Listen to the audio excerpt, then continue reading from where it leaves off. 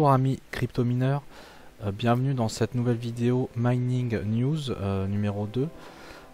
Donc j'attends d'accumuler un petit peu des news au fur et à mesure pour vous proposer à chaque fois une nouvelle vidéo. Donc là je juge intéressant de vous en faire une nouvelle. Donc au menu on va faire aussi un petit tour sur le monde des cryptos en général. Ensuite on va parcourir des nouveautés sur les mineurs, T-Rex Miner et Team Red Miner. Et après on va voir un peu l'actualité sur les cartes graphiques. Voilà, donc ça sera à peu près ça au menu. Donc pour commencer, je vous propose de reprendre un petit peu le rapport Messari. Le rapport Messari, donc Messari, c'est une entreprise américaine basée à New York qui est spécialisée dans tout ce qui est blockchain et crypto. Et tous les ans, ils publient un rapport sur, pour eux, les thèses de ce qui va se passer dans l'année suivante. Donc là, c'est pour l'année 2022.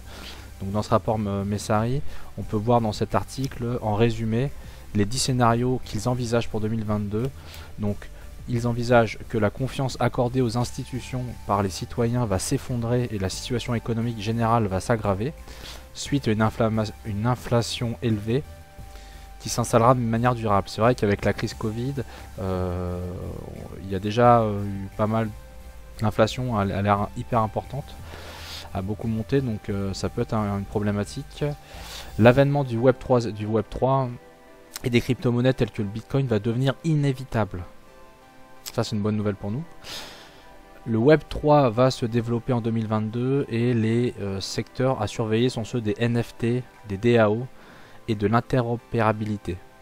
Le marché des crypto-monnaies va commencer à se spécialiser et se morceler en différents secteurs, nous faisant passer d'un écosystème de crypto-monnaies à un écosystème constitué de plusieurs crypto-monnaies ayant chacune leurs propres usages. Donc c'est vrai que ça part un peu dans tous les sens là, les cryptos.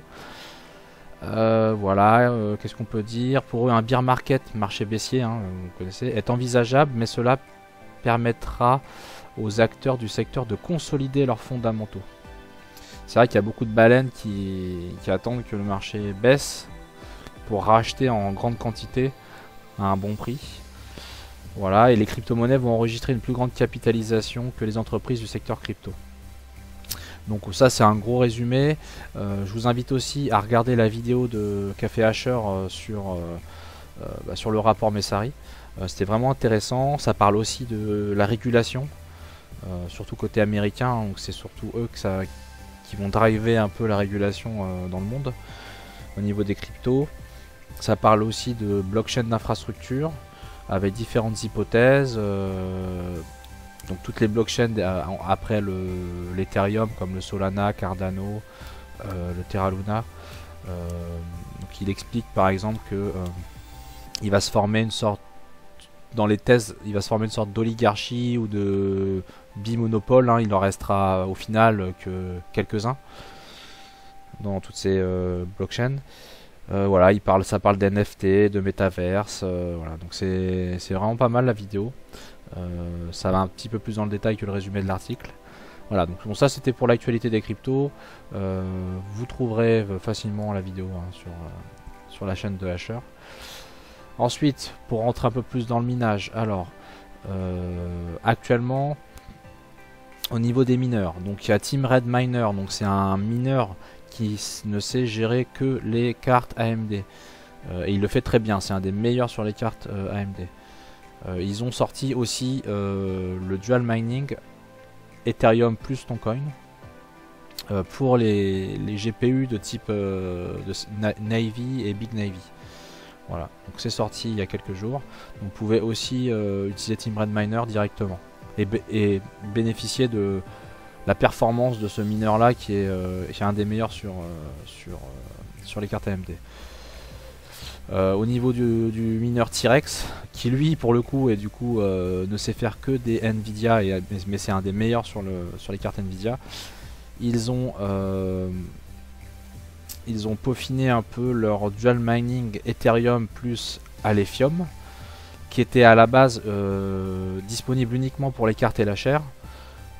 Avec une répartition de 68% sur l'Ethereum. Donc en fait il y a voilà, les cartes LHR elles sont débridées à 74%, donc on perd 6% sur l'Ethereum au minage, mais on va miner 32% d'Alephium. Voilà. Donc ça c'est ce qui était sorti il y a une douzaine de jours, et là ils ont sorti hier la même chose gérée pour les cartes non LHR. Donc ça peut être intéressant, il faudrait calculer pour une carte non LHR si ça vaut le coup de le faire, sachant que là la répartition entre les deux est beaucoup plus customisable. Donc il y a une page où ils expliquent un peu la configuration, et donc on peut choisir il y a un tuning coefficient qui permet de choisir la répartition.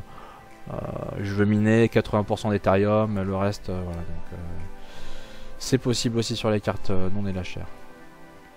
Ensuite, toujours un peu plus dans le mining, carte graphique. Donc on voit en ce moment au niveau disponibilité des cartes et prix des cartes, donc ça va un peu de pair. Donc les cartes graphiques, il y a de plus en plus de stock en ce moment. Et les prix aussi ont eu tendance à bien baisser. Voilà, donc il y a eu différents articles qui suivent l'évolution des prix. Et on peut voir que ça soit chez AMD ou chez Nvidia, la plupart des cartes graphiques baissent.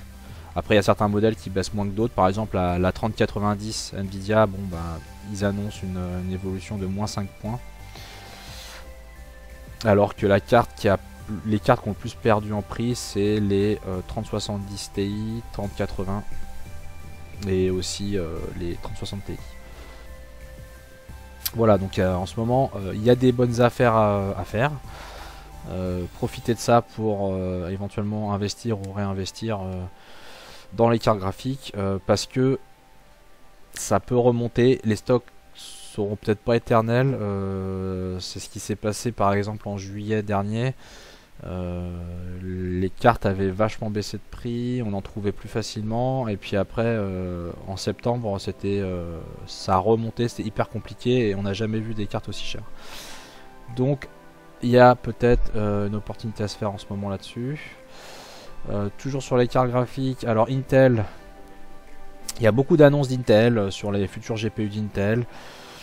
Après, bon, je trouve que bon, c'est beaucoup d'annonces, d'effets d'annonces, mais en termes de production, on ne sait pas trop quand est-ce que ça va vraiment sortir et la quantité qu'il y aura.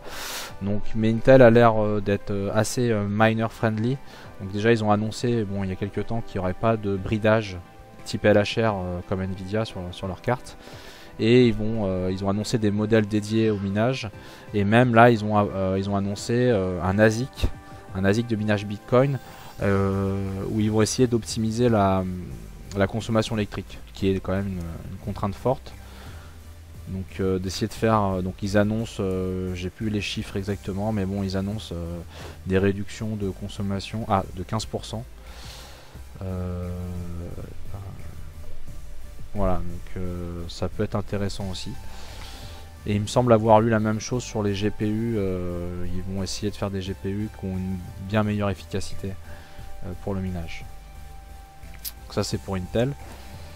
Et pour finir, un petit tour côté YouTube. Donc ça c'est un YouTuber américain que je vous recommande de suivre.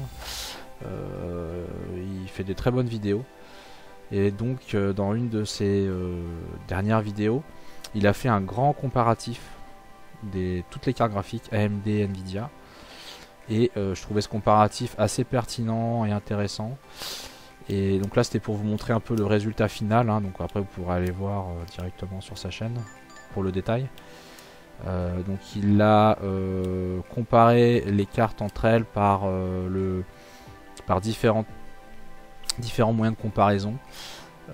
Le prix de la carte par rapport à ses mégahash par seconde, l'efficacité par efficacité aussi, donc c'est le hash rate par la consommation en watts. Et à la fin il a même brassé, il a fait un rapport entre le prix de la carte, son hash rate et sa consommation en watts. Et donc c'est le tableau là, il est classé par rapport à cette dernière colonne. Et donc on obtient en meilleure carte graphique, donc c'est là où j'ai pas eu des grosses surprises, mais voilà, donc par exemple la carte alors je précise, désolé, c'est ce tableau-là exclut l'Ethereum. Donc en fait, comme les cartes Nvidia sont quasiment toutes LHR, évidemment, sur l'Ethereum, c'est beaucoup plus mitigé le résultat. Je vais vous le montrer juste derrière, voilà. Mais en tout cas, sur toutes les autres cryptos, les cartes Nvidia arrivent en tête. Et sans surprise, c'est les cartes de dernière génération. Donc on retrouve les 3060, 3060 Ti, 3080, 3070, 3070 Ti. Et ce qu'on peut voir aussi, c'est que voilà, les cartes qui ont la meilleure efficacité, c'est pas forcément du coup les cartes les moins chères. Donc elles vont se retrouver pas forcément en tête du tableau. Donc par exemple, la carte qui a la meilleure efficacité sur Nvidia, c'est la 3060. Elle a 63% d'efficacité. Et ensuite, celle qui est très efficace, c'est la 3070. Mais comme elle est un peu plus chère, proportionnellement, et elle se retrouve pas dans le top 3. Voilà. Et puis on peut voir du coup que les cartes AMD, hein, bon ça on le savait déjà, comme c'est des cartes qui sont assez chères, donc le rapport hash rate par MHS est pas très bon. Par contre, il y a quelques cartes AMD qui ont une très bonne efficacité, comme la 6600 XT, hein, qui est réputée pour ne pas consommer beaucoup. Pareil pour la 6600. Mais comme elles sont quand même assez chères, au final, elles se retrouvent dans le tableau assez loin. Voilà, donc ça c'est la comparaison sur les autres tout sauf l'Ethereum.